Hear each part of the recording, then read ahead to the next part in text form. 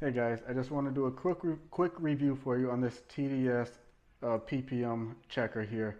So I do a lot of indoor growing, and I know it's important to understand and know the ppm in your water. So I typically recommend reverse osmosis water while I'm growing, but I want to go ahead and show you the difference. So this is just tap water, and I use this to make sure that my water is clean and free of anything when I do use my reverse osmosis. So really easy. Take your lid off and you just kind of dip it in the water there. So I don't know if you can see it.